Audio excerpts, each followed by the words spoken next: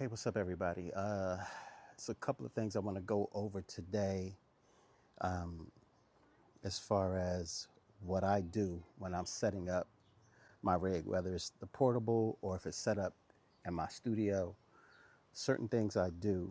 Right now, I'm just going to go over a couple of the cables, wires that I use. I mentioned to you guys, like, don't buy cheap wires because they tend to fail a lot more and they don't carry the same quality of sound over a period of time and distance. So, say so for my power strips, I'm using the Furman. Furman? Sam, was he the Führer? German? Furman? German? Sound a little familiar to you? Protection power strips. What's great about these is the power cord itself, super thick on the gauge, good protection as far as it's actually certified for EMI, RFI, and surge. So the all metal case, the all metal prongs, everything is wired really well. It's very strong and sturdy. And I've never seen any power fall off when I use these. So I recommend these highly if you're plugging in multiples. I think I bought like 7 of these at one point so I can have them for my entire rig, no matter what I'm doing or what I'm using them for. As far as XLR cables, the green and white ones, y'all already know. They're very popular because of the quality that they have. If you're not getting those, then when you're shopping for these, you want to get 10 gauge, 12 gauge. Don't go any higher than 12 gauge because the quality just isn't there. There's several out there you'll want to look at, but 10 and 12 gauge, you'll get the better sound quality. And another thing that I use religiously, and you should have one of these, is a cable tester. I've seen a lot of guys spend hours trying to figure out why one speaker's working and another speaker's not working, or it sounds like crap. It's because they don't bother to test their wires. This wire tester will check all 3 connections in my XLRs, USB, HDMI, all types of cons, and so whatever cables you need to test, spend the money because it's worth it. Once you test your cable and you know your cable is working, then you can store it and you can get ready to do what it is you need to do with your power supply. So that's one of the things I wanted to talk about. Again, we're still working with the tone match. I'm using my Denon Prime Go because it's right here. It's small. I don't have to bring a big piece out. Of course, I picked a hot ass day to come out here and do this. The humidity is crazy, but I'm a push on through. So my L1 Pro 16 is connected through my Cat 5 cable. So it's giving power to the Bose T4S, and it's got sound. Let's see if it's got sound. My name is on the list. What list? The DJ's list. That's my daughter when she was 5 years old, and she did that voiceover for me. So my T4S is being powered by my Bose L1 Pro 16. And of course, it's managing the sound for me. My primary rig is always going to go into my tone match so I can control the sound. I'm using the DJ playback setup, and that allows me to build off of that flat EQ based on what I hear, what kind of room I'm playing in, how loud I think I might be playing, how many speakers I bought with me. All of these things play a key role in me managing the sound with the Bose T4S as a DJ. But that DJ playback in the flat mode is the baseline. That's where you want to start. And of course, on your rig, everything should most likely be at 12 o'clock as far as your EQ settings, your main or your master or your booth. You really don't want to go any higher than that unless you really need to push your rig. But if you have enough speakers in your setup, you shouldn't have to push your rig that hard. You shouldn't have to push your rig that hard. You shouldn't have to push your rig that hard. Because the more speakers you have, the louder it's going to be. So it doesn't have to be pushed past a certain limit. So back to wiring. Depending on how big of a setup I need to take, if it's not too big, XLRs is generally all I'll take. I will take a Cat 5 cable if I want to connect my L1 Pro 16s, but for the most part, it'd be XLRs going in and out. Once in a while, it might be a 1/4 inch, and they'll be balanced, but it's rare. So let's say I have to set up speakers near me, but I want some more sound off in the distance. Anything over 50 feet, I'm not running XLRs. XLRs are nice, but they're bulky, and in a lot of cases, you have to run more than one, because if you want tops and bottoms, I usually don't run those together. I separate those on different lines so I can control my tops and I can control my bottoms separately.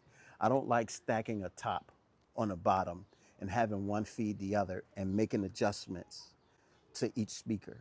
I like to be able to control those tops and those bottoms separately from the Bose T4S, 50 feet away, 100 feet away, but I don't like losing sound quality. When you start to run XLR cables at a long length, you tend to start to lose sound quality. But this is the solution right here.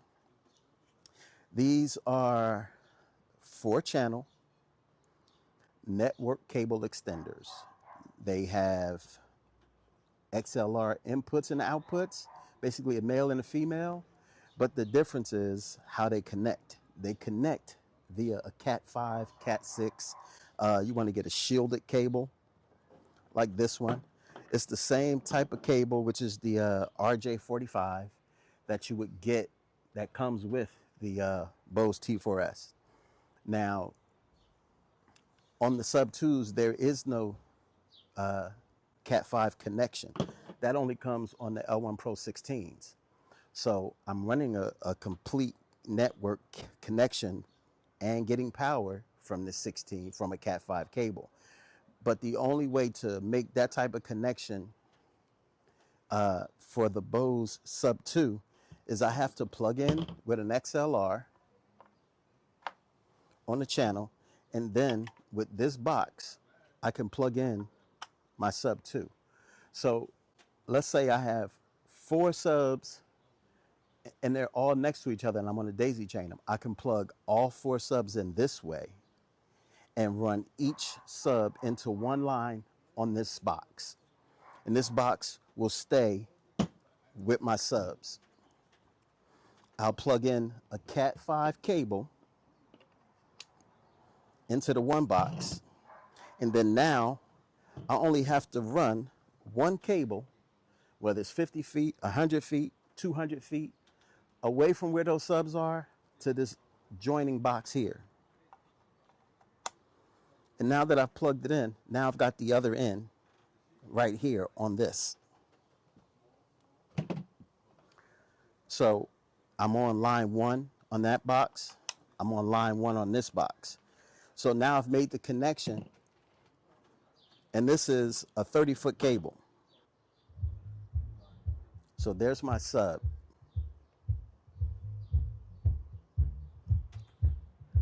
The Cat 5 cable, the sound quality is better.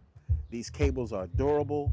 You can get 200 foot or 100 feet of the Cat 5 cable for a third, a fraction of what it would cost you to get a 10 gauge or a 12 gauge XLR cable at the same length. But the difference is you won't lose any sound quality for that over that long distance with the Cat 5 cable.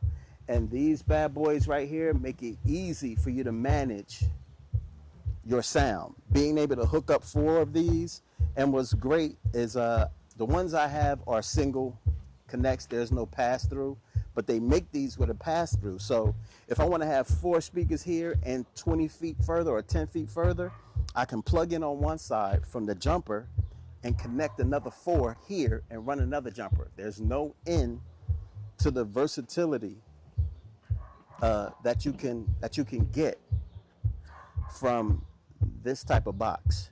They're clean, they're easy to manage, they're analog, so they don't need power. They're literally just jumpers. They're extenders. All you need is a Cat 5, Cat 6 shielded cable to plug in, and once they're plugged in, they're locked. They're not coming out. Nothing's coming out. It's not going to pull out. It's not going to get kicked and jerked out. But it allows you to plug up 4. And if you need to plug up 4, or you got more, I'm sorry. If you need to plug up more, all you got to do is add another extender. And they're not expensive. These two, this pair cost me $20. And the cable, this 30-foot cable cost me 25. So less than $50, I'm able to connect 4 subs on another part of the area for 30 feet or 50 feet if I want to get more, or 100 feet. It's not going to lose any sound quality. And like I said, you can literally plug them in.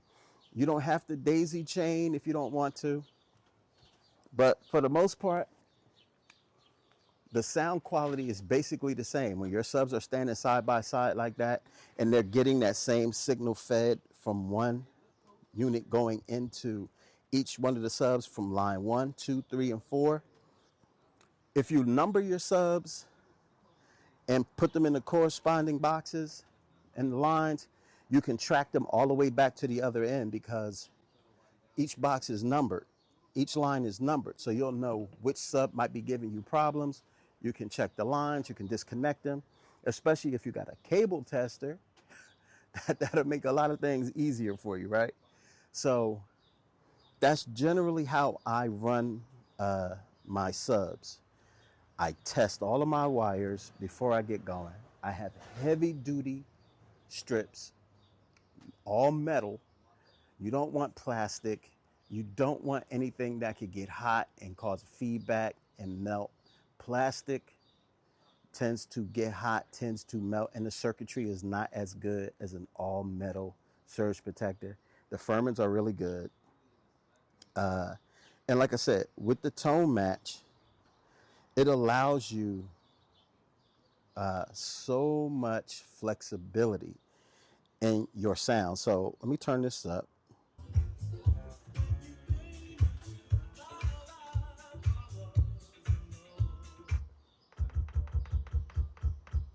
Okay, so basically, like I was saying, you have to make sure that you're using the best quality cables that you can get your hands on for the money. Trust me when I tell you, it pays to have them so you don't have to worry about shorts. You don't have to worry about lower sound quality. Trust me, it's a real thing. It does exist. When you buy a 24 gauge or a 16 or 18 gauge XLR, the quality is different. How it sounds, you might not hear it right away, but eventually those cables are going to show their true form, their true colors. Same thing with your power cables and what you connect everything to.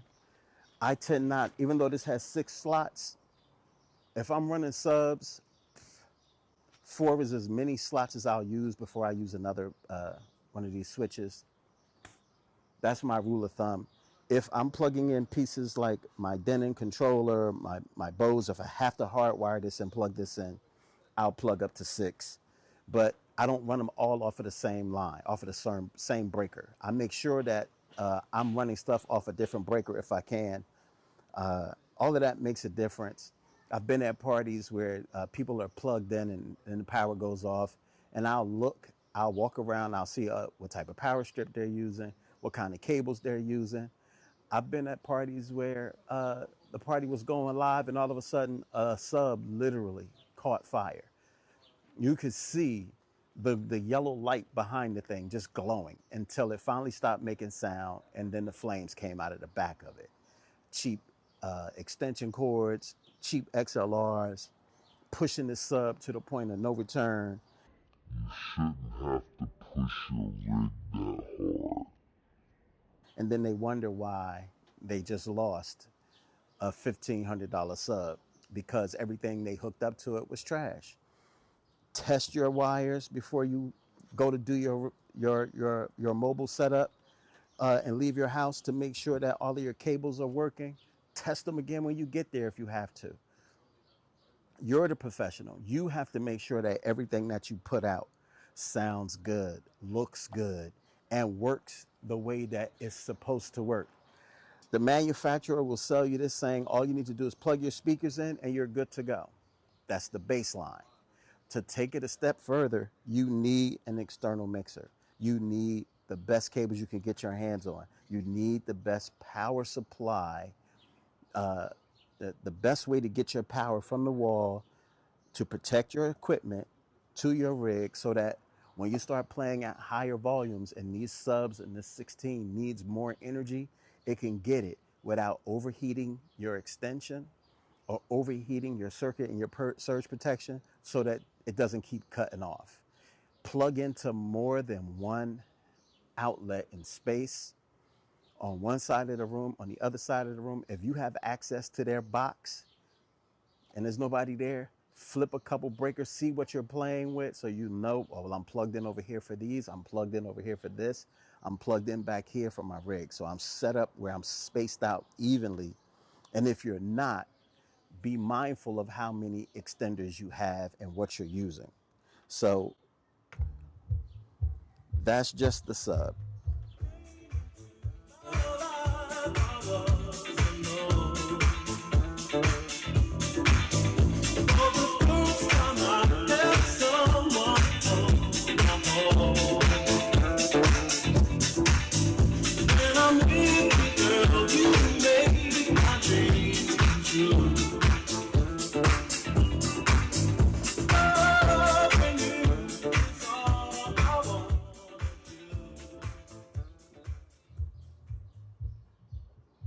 Okay, so that's it for now. This is fairly easy to do and to maintain. All you have to do is put some steps in place and follow the steps. This isn't new. This isn't something that I've invented or just came to light 6 weeks ago. This is stuff that's been around for a long time. There are a lot of videos on YouTube University just like this one. And that's how I learned a lot of the stuff that I'm sharing with you, is because I've been in a position where my speakers weren't playing right. I couldn't get the quality of sound that I wanted. I kept pushing my rig harder and harder, trying to get more sound out of it. You shouldn't have to push your rig that hard. Because one, I was using cheap cables, bad wiring, not enough speakers in my setup to deliver the sound quality I needed for the venue that I was going to do.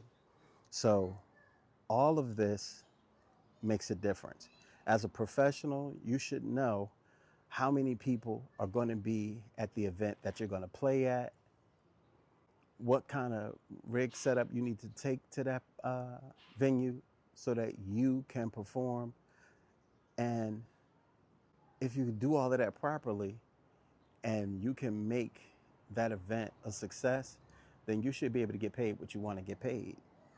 If you go to an event and you set up and your system keeps turning off and the sound sounds terrible, I wouldn't want to pay you either. And I'd be like, the whole energy in the environment changes when your system shuts off. Everybody remembers that. They never remember how great you were doing right up to that point. Only thing they remember is that your system kept cutting off. Who hired this guy?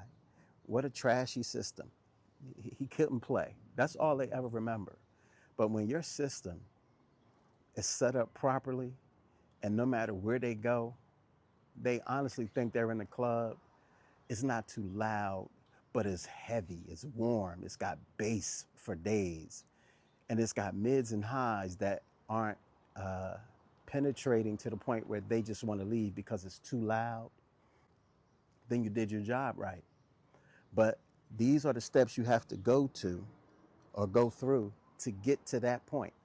So if you have any questions, leave them for me in the comments. Um, these are still the steps you have to go through no matter what kind of rig you're using. I'm using the Bose PA system because I've tried others, and my personal opinion is that Bose sounds better to me. When I have 4 of these subs hooked up and 2 of these 16s running,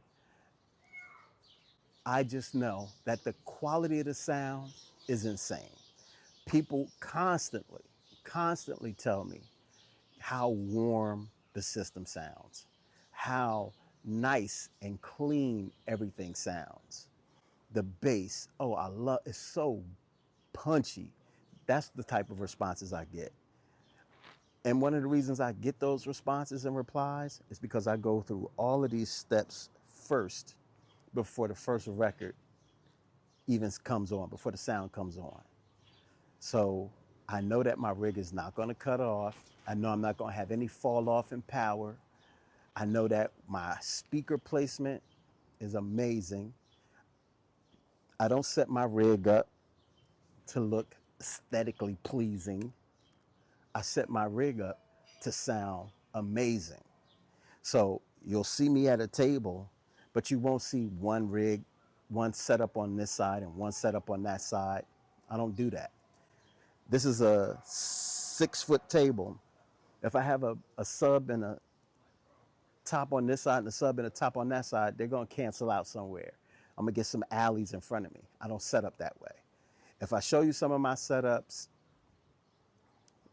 you'll probably think I'm crazy. But because these have 180-degree coverage, I can take this and put this 10 feet on my left and 10 feet on my right, and I can hear them. I don't need a monitor because these act as my monitor. That's how loud they are, but not destructive to the ear. And because I can put them 10 feet on either side if I have the room, they sound nice and warm. And that gives my subs at the bottom enough space and frequency to do what they do and sound good. They're not interfering with each other when I have 2 of them. My sub 2s, depending on the size of the room, I will put the 4 of them in front of me, at least 6 feet away from me. If I can get 8 or 10 feet, I'm running it that way. So I will have 4 sub 2s 10 feet in front of me, daisy chained. I'll have 2 of these 10 feet away on either side. So now I've got this 10-foot arc. 10 feet this way, 20 feet, 20 feet, 20 feet. The distance and the amount of warmth and bass, I can hear everything because these are acting as my monitors. I'm far enough away from all of them that I'm not getting this deep rumble where I can't feel or hear anything and nothing's shaking. But the amount of sound that's traveling out from them fills the entire space with this heavy, warm bass. These mids and highs that seem to be coming from everywhere, facing out, clean. So that's generally like my favorite type of setup if I can pull that off. Trust me, if I can't, I'll maneuver those subs around and get those subs in corners and near walls so that I can load off of the walls and get the bass that I want because I'm separating them. But if I can run them together, I'll always run all 4 of them together. I'll always space these 2 out far enough away from me that I can still hear them, but they have their own zones so that they can perform the way that they're meant to perform. Never one side by side. That is the worst possible setup you could possibly do. I'm not making this stuff up. This stuff is proven, not by someone who's just sitting around making it up, someone who has actually done the math of how subs disperse sound, how mids and highs disperse sound, how you get alleys where there's bass over here and nothing up the middle, or bass up the middle and nothing on the sides. YouTube University, look it up, people. So that's it for me. Again, if you guys have any questions, please leave them in the comments for me. Uh, like I said, everybody's different. Everybody's setup is different. What works for me may not work for you, but you can't dispute the science, the math. That is real. Can't make it up. Any questions? I reply. That's what I do. So thanks again, guys, for checking me out. Until next time, I'll be back. Peace.